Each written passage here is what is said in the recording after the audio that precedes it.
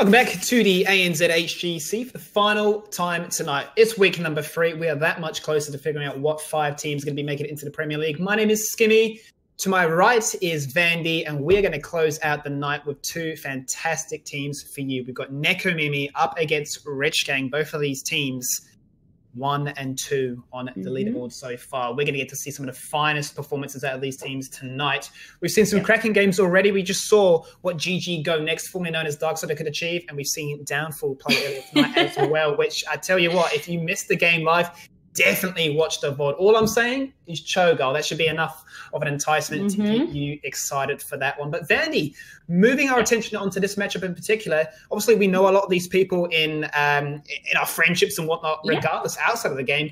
What can we expect from this one? This one should be a close one in terms of just the skill levels of both teams.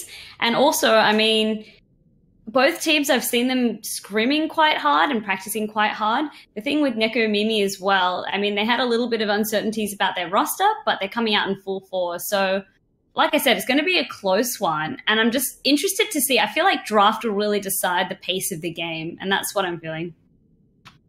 Well, looks like the teams are ready. It's going to be Battlefield of Eternity. We're going to crack on in, jumping into this one. It looks like Rich Gang get the first pick and the first ban. This is the final game of the night. Are you hyped, Vandy? Because I've had some coffee and it's like 11:39 p.m. and I'm sure I had some tea. So let's do it, Skimmy. Like I said, the skill is quite evenly matched. So I believe it comes down to draft. You cannot waste a single pick. And you need to be very strategic in how are you going to out mind game the other, right?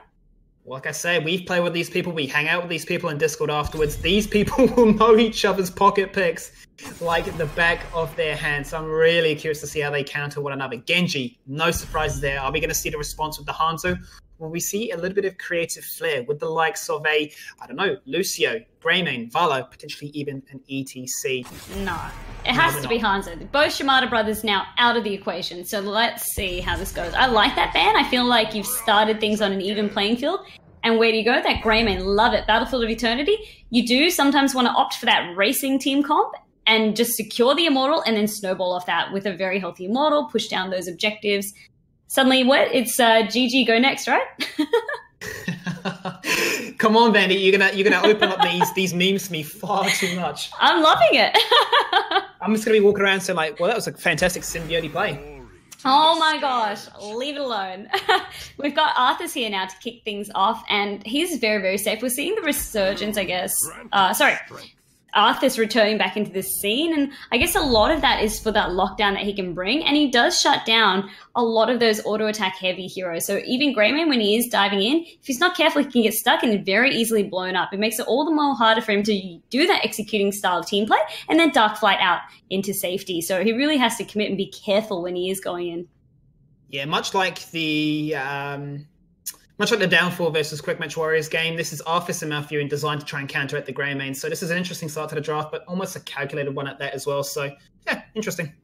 I do. And that Malfurion as well, I heard you earlier on in the night. I mean, with the changes that were made, a cleanse also just like not being the only go-to with that regrowth change as well. You could just have so much healing that he can pump out as long as he's dishing out those moonfires. And it's very, very interesting to see. I like it. It doesn't make him feel as much of a heal bot, regrowth. Twilight Dream, that's all I do. Now he can be more active in his gameplay, and I think it's a positive change with players so far. It's been very positively received. That Uther and the Nubrex Skimmy, I'm going to let you start that one, but I'm loving the bug in Uther. There's so much CC. I mean, it's just frustrating. I mean, if anything, what we saw last game was a clear demonstration of why CC is the key in this game, right? You lock somebody in place, they can't run, they can't do anything, regardless of the counters you draft to try and verse one another with.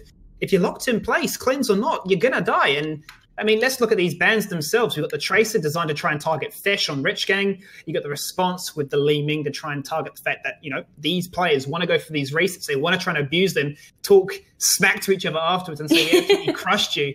But it's not going to happen. On Battlefield of Eternity, you tend to see, these common heroes, because the idea can be you can either play a sustain, kind of like a posture, where you're back and forth poking, playing it very slow and methodically, or you have the other idea, which is let's go ham, let's go for kills. Yeah. And right now, if you flip it onto the side of Rich Gang, that's what they're going for. Dive central. I do also like that Tracer is banned. The ability for her to just slip past that Arthas and really harass that backline, especially when you're that Malfurion, can make things quite difficult. As I said, when you're trying to keep your team easily healed and you're sitting in the backline, if that Tracer gets that pulse bomb, it can just be a nightmare, and it forces your team to sort of collapse and play around him.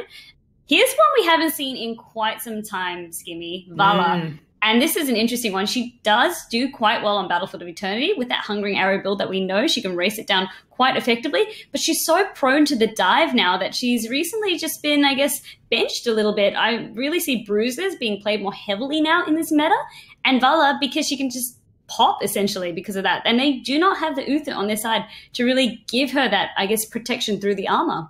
I mean, let's discuss why Vala was so strong in the first place, right? She's extremely nimble, pumps out a lot of damage, but has a very small health pool. Much same as ETC, does a lot of CC, but has to have a very small HP pool to counteract that pro and con, right? So Vala, for the most part, was strong because she had two supports. A support like a Tesla or a Xayah to give her that extra HP through a shield, allowed her to act like, you know, your Bruisers or your Tychuses or whatnot. Obviously, this map is the one go-to where she's allowed to go Hungering Arrow and go for the jewels and go for the PV element.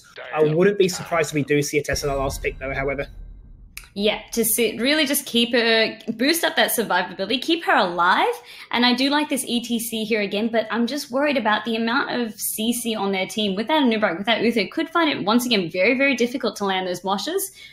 Just a lot for him to play around. I feel like, once again, stage dive, don't completely rule it out. I see ETCs, they've always got that big play in their head, the big moshes, but if you can never get it off, you're just so much better getting that stage dive. It's a guaranteed hit with that slow as well. You can really open up a fight quite nicely.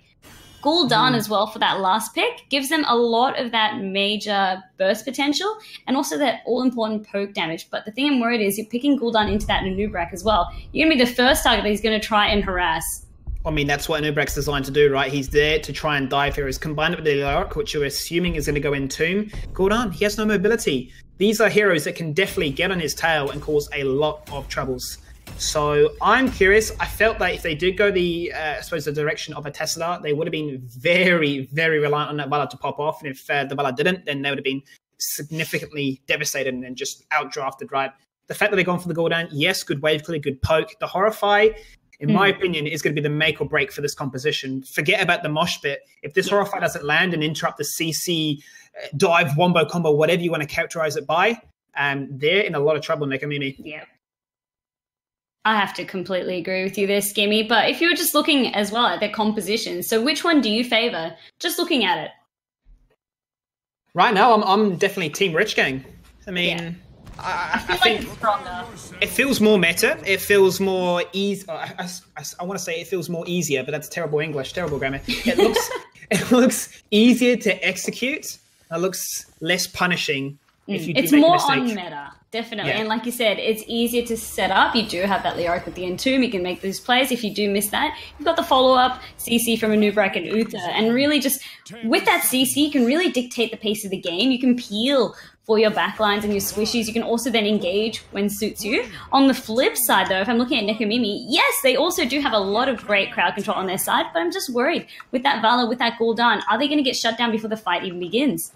That is the one, Vandy, and this is it. Game number 4, the fourth and final one of the night. This is week number 3. There's a lot on the line here, and these teams are first and second, respectively, on the ladder. Definitely challenging for their spot in the 5 spots available to go into the Premier League. And we're going to witness some fine Heroes of the Storm action in the ANZ region to close out this night. Definitely spread your thoughts and feelings in the chat. That's what Twitch chat is for. Get some memes, get some emojis, and get ready because these teams are about to have a blast. I love that, Skimmy. Get your emojis out, get your memes out. You know all about that. I bet you've got like a little folder already. A little ring binder tucked away. Yeah.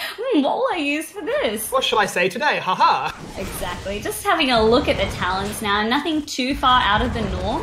I'm just looking at Tychus's quest. We'll be keeping an eye on that one to see if he can complete it, which will basically allow him to unlock a better range on run and gun. So keep a lookout for that because it'll be a power spike for Jim Jam.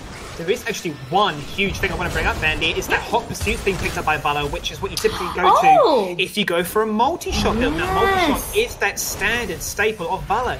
But let's bear in mind, guys, level 1, you can go for the Hungering Arrow build, which does an extra 150% damage to these Immortals. That's why you pick Vala in most cases for this map. So that's a really, really interesting adaptation.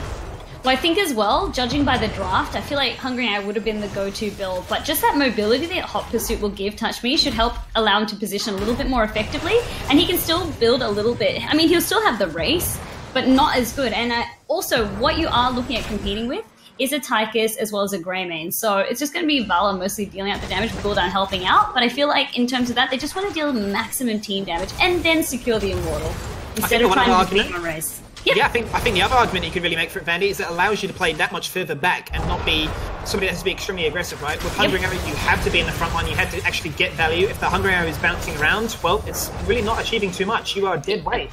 And Exactly you are all in that basket to try and win the Immortal itself. But with the Punisher, with the punishment you can dish out with the multi-shot, you can stand from further away, you're less at risk of getting CC to death.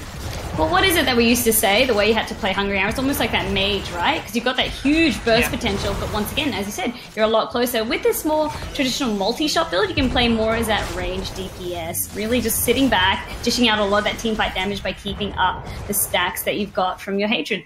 So with this first Immortal, though, I feel like once we see them cap this, I said the game would be decided in draft, but also this first Immortal can sort of tell about how they're going to, I guess, approach the team fights from here on out. Of course, at level 10, especially ETC is going to hit a huge power spike, but I just want to see how are they going to play this? Who's going to try race? Who's going to be more on the defense? Well, both teams know what they need to do. They're going to go for those Shaman camps, get some value in the split push lanes.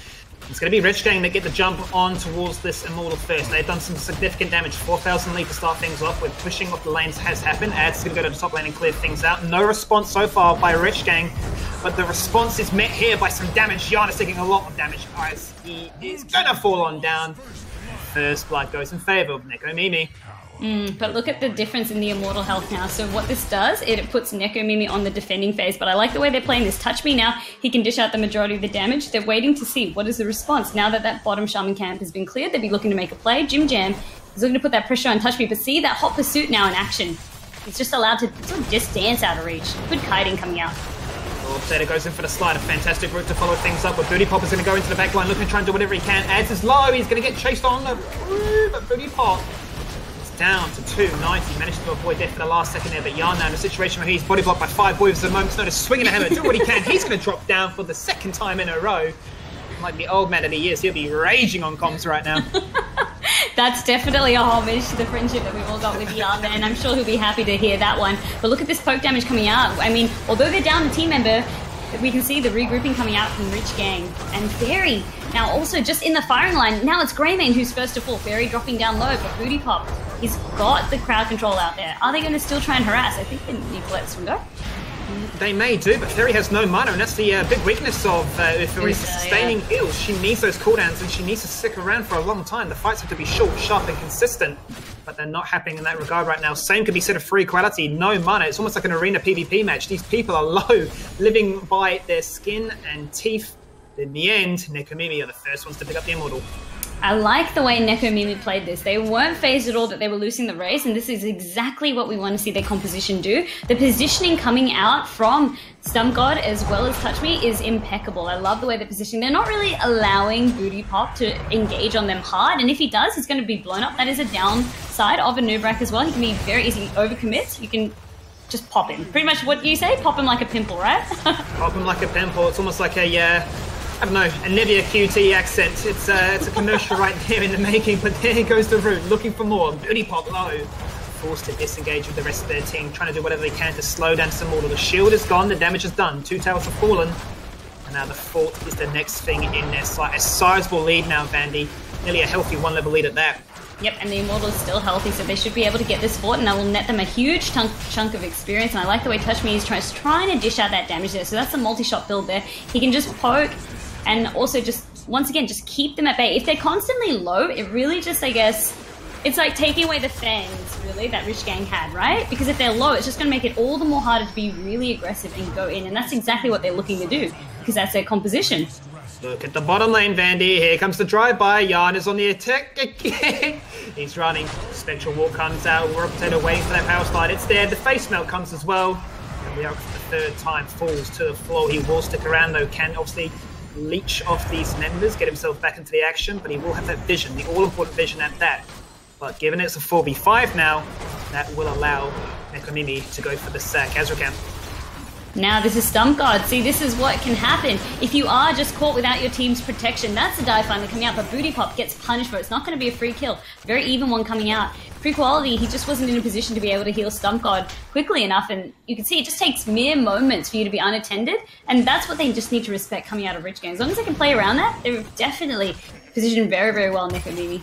This 1-for-1 trade, though, is still working in favor of Nekomimi because the entire time Ads was up top clearing that lane, soaking the XP. That's keeping this 1-level buffer. So if they lose this Kazra camp, it's not really the end of the world. They're taking a long time to go for it. Raw Potato is now going to come around with the drive by himself. Starts off with the face mount. Is he going to target Fairy? Obviously, bear in mind, Uf is very tanky with the armor on demand. And a bit of an exchange happens in the end. One team saying we want it, the other team saying we'll get it. Nekomimi, they're going to hit 10 first. They've got the Kazra in the bottom lane, and Immortals are spawning in 20 seconds. This is definitely the position that you want to be as Nekomimi. If you go into this Immortal phase with level 10, essentially you can pretty much guarantee that you'll get the first half for free, because you just want to make sure that you get level 10 on the side of Rich Gang before you commit to that fight. And also the way they played it, as I said, I like the way that Touch Me, he was the only one working on the Immortal. The rest of them were there to defend because they knew that with Rich Gang they had enough damage to finish that off. So if they can replicate those results, it's just going very well for them. They're really controlling the tempo of this game. Very, very composed. As can be. Let's have a look. Level 10 is what they've got, and level 10 is what they're going to utilize. They're going to get the jump on this Immortal phase. Level 10 is now in place for a Rich Gang, and the ultimates that really spring to mind for me. It's all looking pretty standard so far, Bandy. Yep. I mean, I was having a quick peek at Stump God's build, but we'll save that for later because Booty Pop, he's burrowed on in with that Cocoon coming out. It has come out, the Horrify's come out as well, looking to try and run away. Stump got us down to 365, doing whatever she can. Fish jumps in, goes for the throw. The Divine Shield comes out at the last second, but it's not going to achieve any value whatsoever. Adds them frontline slowing people down, but Raw Potato, 69x. What a mouthful. He goes to the floor as well. Yarn now a little bit too aggressive again. The fourth time he's fallen to the floor. This man is just trying to be a nuisance, and I mean, the emoji says it all. Thumbs up for the attempt. Alright, so now the halftime show has been acquired. With that race coming out now on the side of Rich Gang, they'll be looking to see if they can shred, but Touch Me, did he overcommit now? The heal is coming, but mind you, it is a healing over time, so it just needs to be worried. Yarn's applying pressure onto him now. They are just trying to stall, however. Yarn could nearly 1v1 him there with the swing of the hammer as well as the Drain Soul. He's doing a lot of damage, but no, he falls again, baiting himself once again. Teary me, Vandy, not having the sharpest game of his life so far, but let's keep in mind, still a 1-level lead for Nekomimi. The favourites, you would argue, in this case here.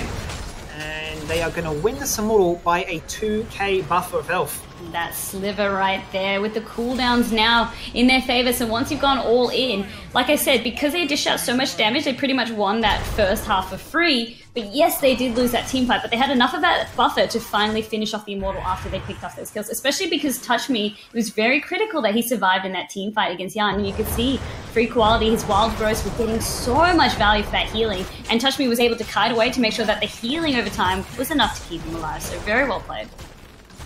Here we go, Immortal in the bottom lane, pushing on through. That means they're going to hit level 13 first. Ads is going to go to the top lane. He'll do what he can. Keep that XP in check, make sure that they reach it in time. But the Odin has been popped, that's the most important part. Rain Adventures turns things around as Booty Pop gets aggressive. He's going to get Divine Shield as a response because he takes a lot of damage, and the CC was there to respond to him. Cocoon is on ETC. Can Rich Gang find a kill before Raw Potato is up? He goes for the power slide. He's going to go for the mosh shit. He does the pre-coast. It's fantastic. And they're going to find one, maybe two, and two is there as well, Vandy. But it's just going to be too little, too late. Oh, and Stump God couldn't get the horror fight off in time, did get collapsed, did drop in that fight, but it doesn't matter. Nekomimi is still up in this fight. It's very, very awkward when someone is in that cocoon and you cannot find a kill. I really like the way Nekomimi put so much pressure onto Booty that the Divine Shield needed to be used on him, despite him being the one to lay the cocoon out. So that's just showing Nekomimi, they're not afraid. Even if they down a team member, they know how to handle it. And like, now I'm starting to get worried for Rich Gang because they haven't yet won an Immortal with their race comp, and they're losing these team fights just by a sliver. Like, yes, when they do have Cocoon, when everything goes well, it's good, but Nekomimi putting out so much pressure on them that, like I said, they just can't play aggressively the way they'd like to. The camp is going to be picked up immediately this time around. They're not going to wait for the delayed rotation for this next Immortal phase. But you can see the whole of Rich Gang posturing top lane, looking to see if they can try and catch a member out. Response from Nekomimi is to stay in the bottom lane, generate a lot of nerfing pressure. Shaman Camp is there. Kazra is going to join it. If they rotate up now and can try and get a kill without any casualties, it's going to work out pretty well in their favor. Alrighty, now you can see they're all just surrounding ADS on that Arthas, but he manages to get... This is just disgusting to watch. Look at how tanky he's getting now with the Army of the Dead. It really is. The Entomb is fantastic. If it can allow them to try and swing things around, he's going to reduce the damage with the Ominous Wrath. Booty pop. He's low. He gets it cleanse. He gets the barrel charge out. Somehow, some way, he survives. He lives. He gets out of harm's way, but the corruption is ticking away. Vesh is doing what he can to try and go for that throat, but no, it's not going to happen. He is running. He is definitely running for his life. Level 15 to 13. Still, no casualties, and a lot of time was bought. Look at Touch Me. The entire time pushing bot. They've got to keep Vandy. Yeah, that's huge. And that was just really enabled by the Shaman Camp. Remember, with that change that happened to minions, yes, it was nerfed a little bit, but you still need to respect them, especially that doggone Shaman Camp. With him summoning the dogs, you just need to watch out because you can give him unlimited push, essentially. Well, it's like that famous song, throwback to the old 2000s, Who Let the Dogs Out? Well, definitely Nekomimi did, because they are bringing some pain right now. The Immortal phase is there, and the Entomb, it does whiff, but Stump God, the third time this game, unfortunately caught out of position, and that was that risk that we said would go down, Vandy. It's like you zigged when you could have zagged with Stump God right there. Obviously just accidentally going down instead of rejoining her team on the left side there. So just was a bit of an awkward situation, but Yarn as well, even though the Entomb missed, it sort of forced that decision, that movement right there. Pop jumps into the action as Yarn baits out some attention. Cocoon comes across on TC very early on. Are they going to be able to find any retaliation from it? No, they cannot. They try to utilize the 4v5 situation, and the fact that level 16 has not been acquired just yet. If it is, well, suddenly this is going to turn right around. Gul'dan is dead for another 2 seconds. They're going to go for the re-engager. Over Ads is in the front line doing whatever he can with this Army of the Dead, popping health, popping lives. Because the new rack falls on through. Booty Pop deleted from the game. And 2 onto 3, it's ready follow-up. There may just be. Yarn falls on down, but Touch Me gets bodied by Jim Jam as the mosh pit comes down to 2, Vandy. Oh my goodness, and now they're not just satisfied with that. Fairy as well as the next to fall. Jim Jam forced to retreat in that Odin. Fesh, he was doing a really nice job trying to replicate the strategy that Nekomimi employed at the beginning, where you had one person working on the Immortal while the rest of you were zoning, but it just wasn't enough. Even with that Greymane trying to shred it down the Immortal, he just gets too much health, and his team really needed him to hop back into that team fight, so he actually had to let it go. With 16 as well being unlocked for Nekomimi, that was the best time possible for Stump God to come back and really just start to clean up. It's a really good situation right now for Nekomimi. They've got the keep in the bottom lane. They can play this one slow. They can almost do a bit of a dance where they don't have to force engages out of desperation. They don't have to dive anything with this Immortal. They can play the slow, clean, concise game. Bottom lane's always going to be pushing against them. Leoric is always going to be forced to go down there. And with that in mind, you can force those 4v5 situations, given that you also have the 16 talent to advantage over your opponent. Absolutely, and that very, very healthy Immortal to boot as well. And one thing, Skimmy, I'd also like to sort of state that we haven't really touched on very much. Every time a Nubrek is trying to go in, or every time the dive comes out, Malfurion, we forgot how great of a hero he is at anti-dive. The Twilight Dream's constantly be keeping his team alive. 100%, and there's another engage right there. Booty Pop gets feared. Oh, they're in the back line. Look to try and go for it, but go for the throat. I tell you what, he did more than that. He just took some eyeballs and some meat. The Fesh is just dripping from this one. Call him the Butcher. Fesh is going hard. He finds one. He finds a second. He's looking for more, but no. Raw comes in with the power slide. Yarn is there in support as well. The support is coming from Fairy to boot. The Terry Meave, and these fights are just so all over the show. Free Quality do whatever he can to keep Yarn alive, or keep Ads alive, but Fish is going to fall. Please no, he survives at the last second. The Immortal, meanwhile, actually got the keep, Andy. Yep. I mean, this is good for Rich Gang. These kills are definitely what they needed. They didn't want that additional pressure of having that Immortal plus healthy members of Nekomimi pushing down. So it was really good that they were able to net those kills, and they've also then unlocked level 16 for themselves. The only thing is, once it gets to this point of the game, that Immortal, left unattended, as you can see, he's just marching on in, took the keep very, very easily by himself because it was undefended while they were busy getting the kills, and it started actually working on the core shield. Luckily, it's still on 100%. The shields will regenerate. But now you can see Rich Gang, they're starting to slowly run out of time because they've got no keeps now. The next Immortal is going to charge directly onto that core, and that is just the worst possible situation because you saw, even if Nekomimi dies halfway, the objective will finish off the core and net them the win. That is the one, Vandy. And now with that, basically that lead that they've acquired from these two keeps, the constant lane pressure, they are the ones that can dictate these rotations, the map control. You can see it by the posturing, the confidence they're displaying right now. As Raw Potato gets a little bit aggressive, he may be punished as a result right there. Buddy Pop jumps in, but a fantastic ice block by Corrality makes sure that he is not going to be susceptible to the CC chain. Twilight Dream is going to have to come out if he can. There's the cooldown with the Hawkflame, but it's not going to be enough. Forcing out the one-man trade. There goes Divine Shield as well, and Violet gets taken out, but the meaty mosh pit onto 4 members. Do they have the damage to try and respond to this one? Leo falls down to the floor first of all. Buddy Pop is going to drop the ticking damage. Stump God seals the deal, licking that stamp postage, saying you are dropping on down. And now it's Stump God versus Fairy. The battle of the females, seeing if they can try and get this one, but the corruption is just doing so much work. It's Stump God in a 1v2 situation, and if she can delay this, these lanes will just be pushing. Yep, these lanes are pushing with the catapults as well as that. With the Khazra camp down there as well, but does get taken out, but gets the Tychus. So now it's just Fairy left to defend with Yarn coming back as well. So, woo, that was a hard fight right there. And I mean, neither team now, they can reset for this Immortal phase. However, once again, you see Rich Gang a little bit now on the down foot because they need to clean out the catapult. So they actually, it's going to give Nekomimi that head start on the Immortal. And something now that I really did want to point out for a lot of the game was that Stump God's build, normally we've seen that Fell Flame build really come out. We've actually got Consume Soul, Hunger for Power, and Healthstone. Very, very interesting combination of traits because there's not a lot of minions when you're in the lane with the Immortal. So Consume Soul gets relatively limited value there, as well as also Hunger for Power, you get reduced healing. So interesting to get that Healthstone, I guess. I guess it's so Touch Me can be the one being pocketed, but like I said, very unconventional Gul'dan build, but it's been working out somehow. Except for that last fight where I was like, if you had a Fell Flame... All about survivability, I suppose. I mean, that seems to be the major focus point for her here, and the fact that Echo Corruption can find the value when it bounces around like that. Ice Block is once again fantastic, and he follows it up with the Twilight Dream. The Root to follow on top of that as well. Booty Pop gets locked in place by the stun. Cocoon comes on out. Can they find the kill? They're looking for the fear. Once again, from Stump God is fantastic.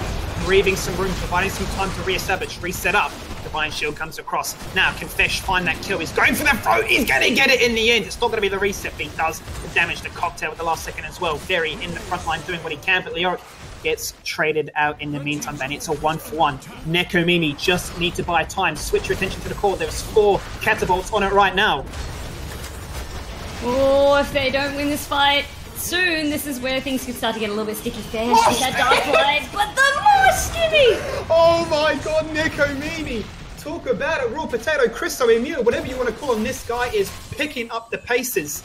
He was silver. This guy is now playing out of his mind. This guy is growing from strength to strength. The core is under siege still. Down to 50%.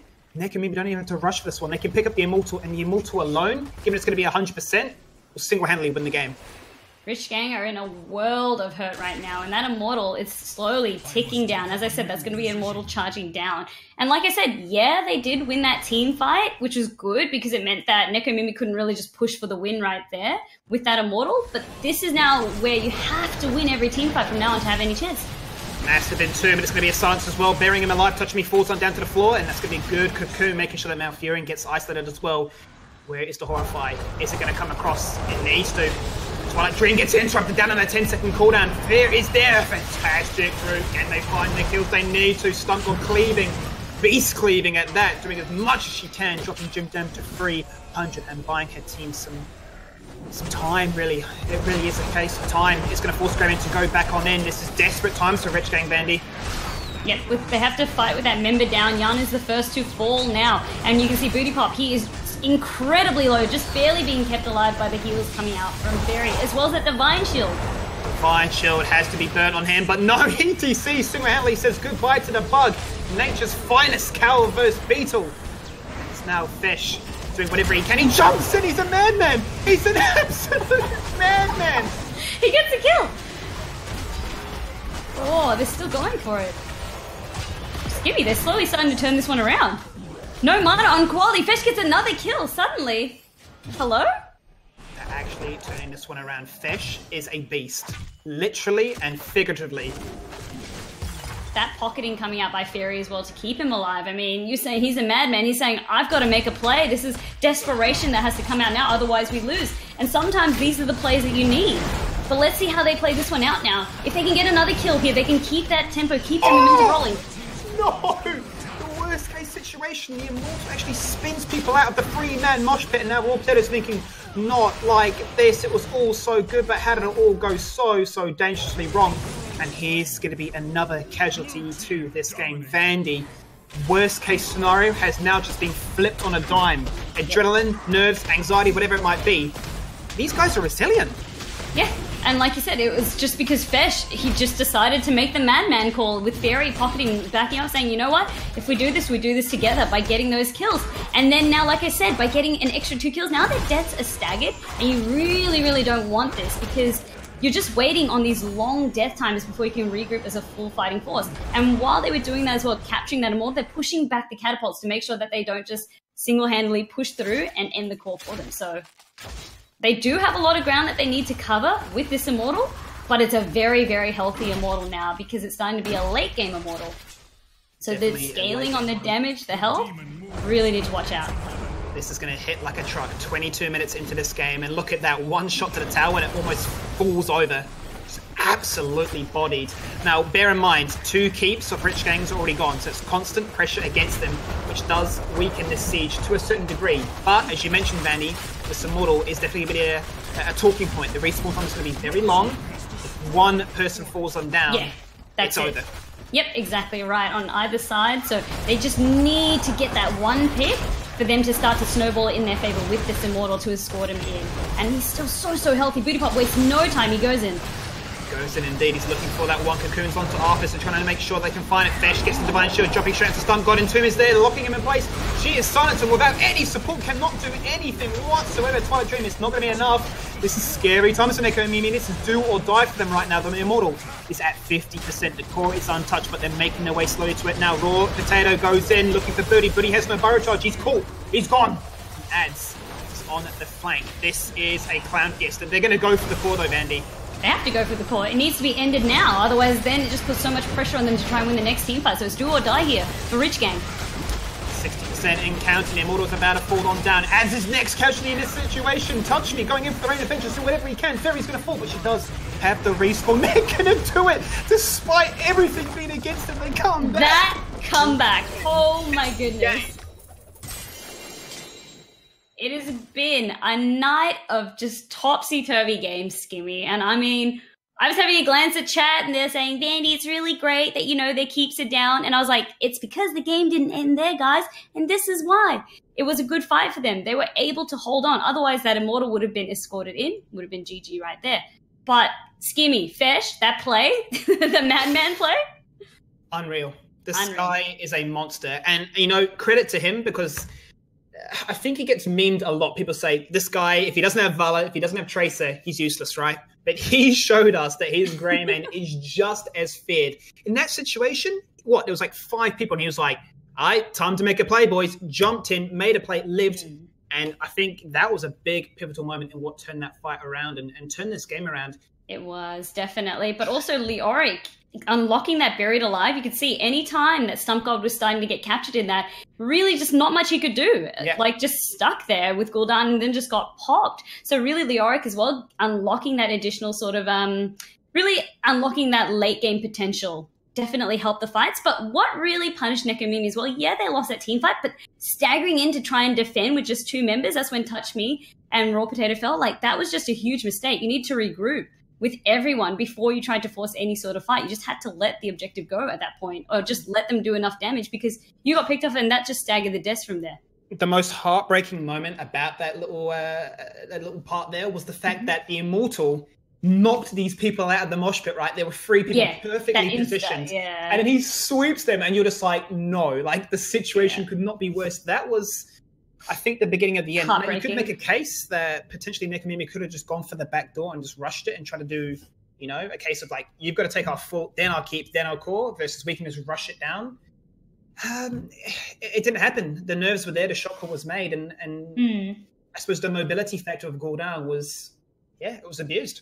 It was indeed. But Skimmy, that was such an excellent game for us to cast. Very, very enjoyable. Just a tug-of-war game. And you can start to see Rich Gang slowly starting to come back. And then, Nekomimi, who were running away with the game for so long, it just started, snowballed out of their hands, really. Fantastic game to end the night off with. Both these teams first and second place, and clearly displaying why that is the case. They definitely put on a show for us. The kills, 26 to 25 on a 24-minute call, so 4, 5, 6. These guys are like Michael Jackson in his prime, making up these songs. Deary me. But that's going to do it for us tonight. That was week number 3 of the ANZ HGC qualifiers. And if that was anything to go by, then we've got some serious heat leading into this Premier League division. So big shout out to all the viewers at home, 420 of you at that moment currently watching. So if this is your first time watching some Heroes of the Storm, then definitely get amongst it, give it a try, and follow the channel for all of your ANZ esports needs. But for that, this is us signing out. My name is Skimmy. This is Vandy. We had GeoPhoenix on earlier, and to our admins, both Evexium and Blank, as well as producer Crisis, it's been Gamester, bringing you an ANZ HGC production.